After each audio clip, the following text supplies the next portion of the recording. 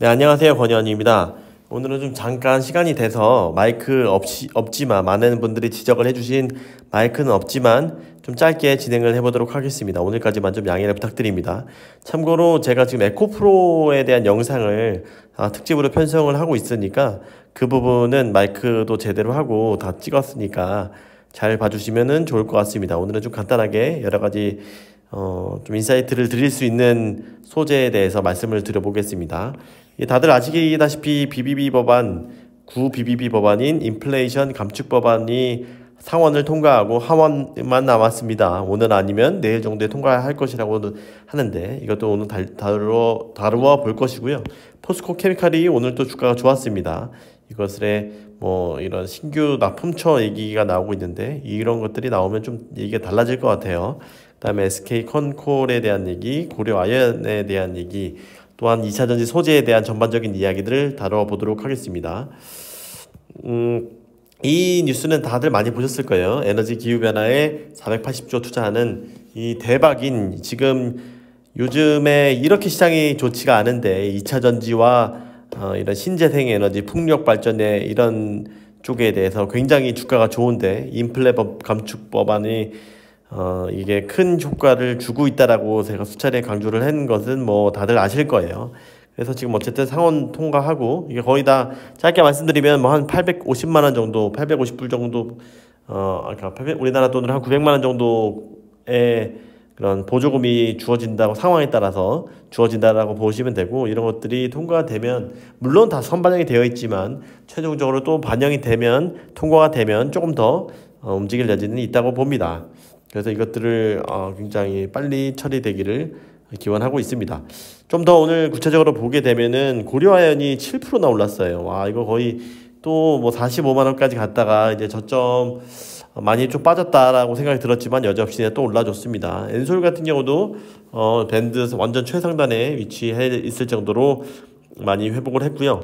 솔참 같은 경우도 근본적으로는 움직이기에는 아직 시기상조라고 생각하지만 워낙 양극재를 비롯해서 거의 다 주가가 상단에 와 있기 때문에 이런 적자 기업임에도 불구하고 3%나 상승을 해줬습니다.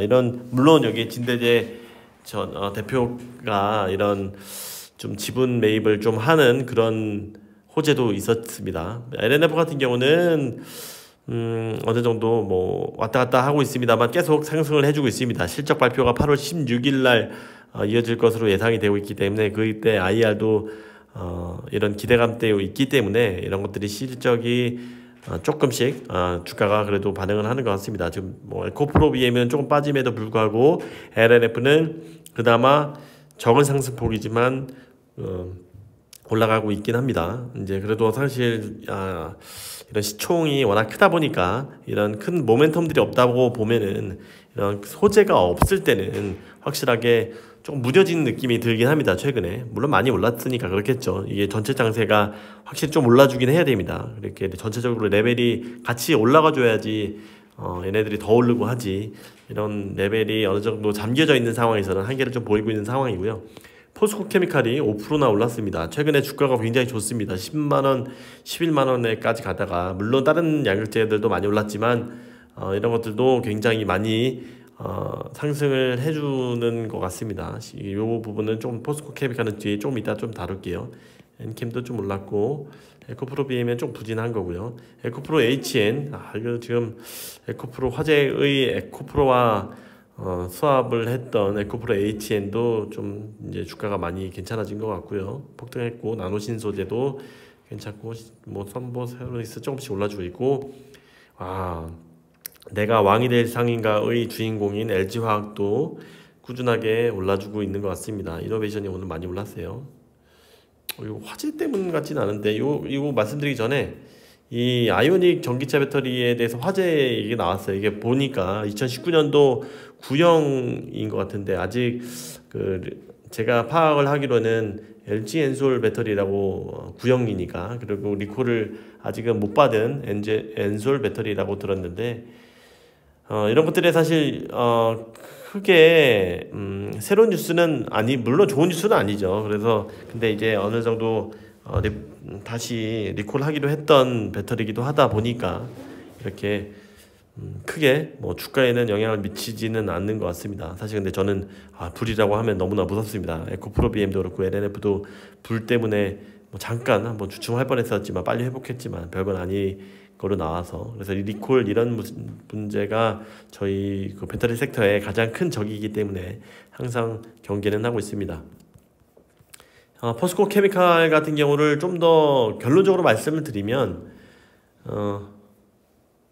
포스코 케미칼의 가장 큰 약점은 거래처라고 했죠. 거래처. 지금 여기에 제가 우측에 써놓은 것처럼 LG는 LG화학, 포스코 케미칼, LNF, 삼성 SDI는 에코프로 BM, SK이노베이션은 에코프로 BM, LNF, 뭐 파나소닉, 스미모토 이런 주력으로, 물론 이제 코스모 신소재가 뭐 이렇게 다 납품을 조금씩 하고 있지만 주력으로 하고 있는 거래선들이 보통 다 2개씩은 있어야 됩니다. 그런데 지금 삼성 SDI 같은 경우는 물론 합작을 해서 에코비에 거의 올인을 하고 있는, 물론 이제 자회사에서 하고 있지만 큰 물량 같은 경우에는 하는 업체가 1개밖에 없습니다. 그래서 계속 지금 이어지고 있습니다. 3분계 배터리에서 하고 있는, 그래서 삼성 SDI하고 NCA 쪽을 한다고 요즘에 뉴스들이 많이 나오죠. NCA 쪽은 말씀드렸듯이 삼성 SDI가 하고 있는 거예요. 다른 계열은 NCM 계열입니다. 그래서 지금 요즘에 최근에 그 에코프로비엠도 그렇고 이런 자본력에 대한, 에코프로비엠도 지금 굉장히 영업이익이 많이 나오는 회사임에도 불구하고 에코프로 지주회사가 뭐 이렇게 공격을 받는다, 뭐 이런 이슈가 뭐 매각 이슈가 나올 정도로 이런 자본력에 대해서 사실 어떻게 보면 근본적으로 의심을 받는 상황입니다. 그 이유가 이제 약간 좀 패러다임이 조금씩 변해가는 느낌도 좀 들긴 들어요. 기존에는 기술력인 중심인 회사였다가 지금 이제 기술력이 중심이 되는 시장에서 지금은 약간은 자본력이 중심이 돼가는, 더 중요해지는 그런 상황이 지금 전환이 되고도 있는 것 같습니다. 물론 기술력이 당연히 중요하죠. 그런 면에 왜 그러냐면 이제 유럽이나 미국 증설이 지금 23년부터 24년에서 25년에 이런 캐파 배터리가 집중될 것이기 때문에 그런 부분에 있어서 자본력이 굉장히 중요한 상황이 되고 있는 것 같다. 에코프로 BM도 이렇게 자본력이 의심이 받을 정도면, 그래서 시장이 조금 이렇게 움직이는 찰나에 포스코 케미칼이 여기서 가장 장점을 갖고 있는 애들이 포스코 케미칼이죠. 물론 유상 증자도 했지만. 그래서 포스코 케미칼이 그런 자본력의 강점, 포스코 케미칼이 딱 장점은 2개예요. 자본력하고 이런 포스코 홀딩스를 통한 이런 원자재 스트림라인, 이런 장점이죠. 그런 이 장점이 좀 더 부각이 되는 것 같다. 그런데도 제가 사실 포스코 케미칼을 좋게 보지 않았던 이유는 이런 패러다임 변화임에도 불구하고 이 거래선이 1개밖에 없다는 거예요. 지금 LG화학밖에 없는데 이 거래선 문제가 해결되면 한번 퀀텀 점프를 더 할 수 있습니다. 물론 이제 GM에 대단한 물량을 해서 점프를 했지만 사실 뭐 1년 단위로 보게 되면은 주가가 예전만큼 못한 그 부분은 사실이죠. 남들은 다 지금 이 가격 그 최고점 상단을 찍고 있음에도 불구하고, 그래서 그런 거래선이 가장 아쉬운 부분인데 얘네들이 지금 삼성 SDI를 뚫게 되면 주가는 한 번 더 크게 점프를 할 것입니다. 삼성 SDI도 에코비하고 혈맹을 맺어 있는 상황이긴 하지만 이 거래선을 늘릴 필요는 있겠죠. 이런 부분에 있어서 앞으로도 또 투자를 많이 하려고 하니까. 그래서 조금 더 한번 포스코 케미칼 이런 이슈가 이제 사실화되는지 잘 한번 지켜보면 좋을 것 같아요. 이 부분은 제가 양극재 쪽을 워낙 좋아하다 보니까 한번 더 다른 양극재들 얘기를 하면서 포스코 케미칼은 주시를 해보겠습니다. 이거는 분명히 거래선을 뚫는 것은 매우 큰 의미가 있다. SK이노베이션도 또 2개 있잖아요. 또한 지금 고려원도 원래 사실 이런 배터리 합작사가 있잖아요. LG화학, LG에너지솔루션하고 이제 합작사를 전구체하고 이런 폐배터리에 대해서 워낙 강점을 갖고 있기 때문에 기본적으로 재련을 하는 회사이기 때문에 그리고 규모가 장난 아닙니다. 얘네들은 다른 소재업체랑 비교할 바에 그런 규모가 아니에요. 이런 규모가 훨씬 더 큰 대기업 수준입니다. 고려아연은. 그런데 얘네 하나 H2 에너지하고 이런 2차전지 사업을 협력한다고 합니다. 여기서 보면은 4,700억을 총 인수를 해서 파트너십 강화를 한다. 그래서 대단한 혈맹을 맺는다라는 얘기인 거죠. 여기 보면은 뭐 전체적으로 2차 전지도 그렇고 수소 발전도 그렇고 신재생 에너지도 그렇고 순환 경제를 전체적으로 또 리사이클링도 그렇고 굉장히 역시 고려아연 대단한 회사다라고 제가 예전에도 한번 다루긴 했었죠. 제가 고려아연은 갖고 있진 않은데 이게 항상 타이밍을 보다가 항상 놓치는 종목이 고려아연입니다. 이게 기본 산업 자체도 워낙 탄탄합니다. 이게 다 한번 이 재무제표 한번 보시면 장난 아닙니다. 뭐 이거 얘기 나눴고 SKC 컨콜에 대해서 좀 짧게 말씀드리면 SK 컨콜은 얘네는 SK 동박하는 회사긴 하지만 다른 사업도 많이 하죠. 이 케미컬도 하고 세미컨덕터 인더스트리도 하고 하는데 결론적으로 말씀드리면 오늘 실적 발표에 대한 컨콜을 했었는데 영업이익이 19% 떨어졌고 매출액은 30% 늘었습니다. 이게 보게 되면은 저희는 2차전지 소재만 보면 돼요. 2차전지 같은 경우는 매출액 26%, 영업이익이 58% 대단하죠. 참고로 다른 것들을 가져와 봤는데 다른 거는 뭐 화학 같은 경우도 뭐 매출액이 늘었어도 영업이익이 완전히 그냥 다 개판입니다.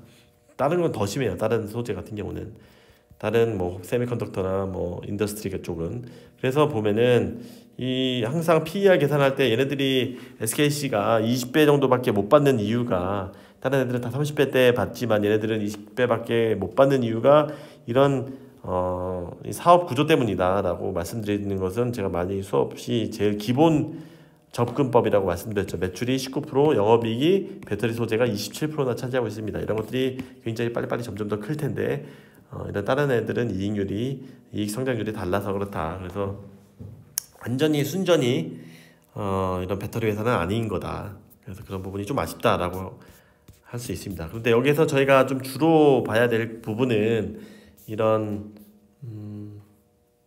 뭐 여기 보면은 영업이익이 2차전지는 20% 늘리고 다른 데 줄고 얘네들도 많이 늘었네요. 다른 데 다 별로고 근데 뭐 매출액은 또 별로 안 늘었고 그래서 2차전지가 최고다.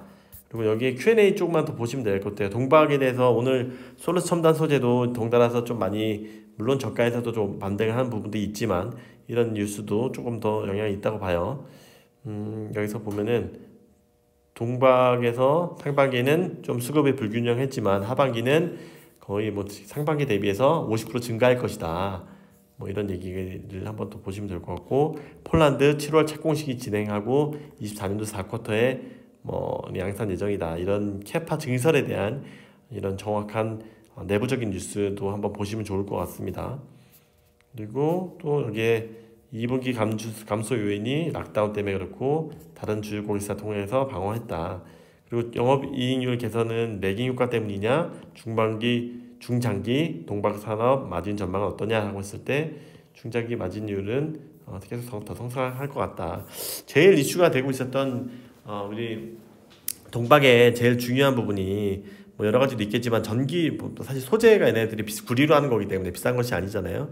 그래서 전기료가 되게 중요한데 전기료가 유럽 때 뭐 지금 에너지 대란 때문에 완전히 2배 이상씩 상승해서 거의 뭐 솔로 첨단 소재도 적자 전환하고 난리 났단 말이에요. 그래서 유럽 쪽은 얘네들은 또 그래도 이런 해지를 잘한 것 같아요. 전기료 부분이 상당히 상승했는데 신재생 에너지로 구매 계약을 통해서 장기적으로 원가 경쟁력을 확보를 추진했고 그래서 전체적으로 인건비, 감가비, 전기비용 이 정박에는 전기비용이 굉장히 중요하다. 그래서 유럽 쪽에 전기비용 상승이 완전 그거에 얻어맞은 거다. 이런 부분은 참 좀 좋지는 않은 부분인데 이런 에너지 쪽이 안정화되면은 더 지금 이런 동박 쪽에 캐파 증설 우리나라 애들이 진짜 동박은 완전히 꽉 잡고 있단 말이에요. 증설 같은 경우에. 그래서 조금씩 뭐 분할 매수를 하든 장기적으로 장기적인 뭐 한 번에 큰 점프는 사실 뭐 이런 실적들이 잘 나와줘야 되지만 이런 가격들이 낮을 때의 뭐 좀 분할 매수는 장기적으로 본다고 하면 뭐 괜찮지 않을까 생각을 하고 있습니다. 네, 좀 오늘 짧게 좀 잘 끝낸 것 같아요. 한 15분 정도 된 것 같은데 뭐 테슬라 오늘 주가도 요즘에 조금 왔다 갔다 하고 있는 것 같지만 얘네들의 기가 캐나다 등 캐파 증설 얘기가 장난 아니게 많이 나온 거는 다들 아실 거예요. 그래서 생산량이 뭐 이게 게임 체인저 역할은 분명히 이런 사이버 트럭이 될 거예요. 지금 GM도 그렇고 에너지 덴시티가 주문량 자체가 보통 한 배 정도로 본다고 하면 테슬라 3나 이 정도 수준으로 본다고 하면 이런 픽업 트럭 같은 경우는 1.5배, 2배까지도 갈 만한 주문량이 나온다고 말씀을 드렸죠. 그래서 테슬라의 내년도 그 사이버 트럭이 된다고 하면은 뭐 후반기에 반 나온다고 하면은 뭐 1, 2분기에 배터리는 또 주문이 들어가니까 이런 소재 같은 경우는 좀 더 빨리 되니까 연말이나 내년 초에 이렇게 납품이 될 확률이 있다. 이런 부분에 있어서 캐파 증설도 같이 이루어질 확률이 있다. 이런 부분은 전체 저희 2차 전지 소재 전체에도 좋은 뉴스 같습니다. 테슬라는 항상 잘 보셔야 됩니다. 저도 테슬라로 인해서 굉장히 많은 수익을 올리고 있어서 다행이기도 합니다. 오늘은 좀 짧게 이 정도로 마치고 제가 이번 주에 지금 미리 찍어놓은 에코프로 특집 영상을 한번 올려볼 테니 그것을 보시면 2차전지 소재 전반에 대해서 한번 다시 쭉 보실 수 있을 것 같아요. 에코프로 머티리얼즈도 이제 IPO 상장한다고 하니까 미리 보실 겸해서 같이 공부해 보셨으면 좋겠습니다. 네, 이상 오늘 마이크가 좀 부족하지만 좀 양해 부탁드리고 오늘 한번 짧게 영상을 찍어봤습니다. 감사합니다. 그 홍보 많이 부탁드립니다. 저에 대한 사랑은 홍보입니다. 감사합니다. 여기 8월 8일 날짜도 한번 어설프게 찍어봤는데 이런 날짜를 지금 찍어달라는 말씀이 있더라고요. 뭐 어떤 도움이 될지는 모르겠지만 한번 테스트 해봤습니다. 감사합니다.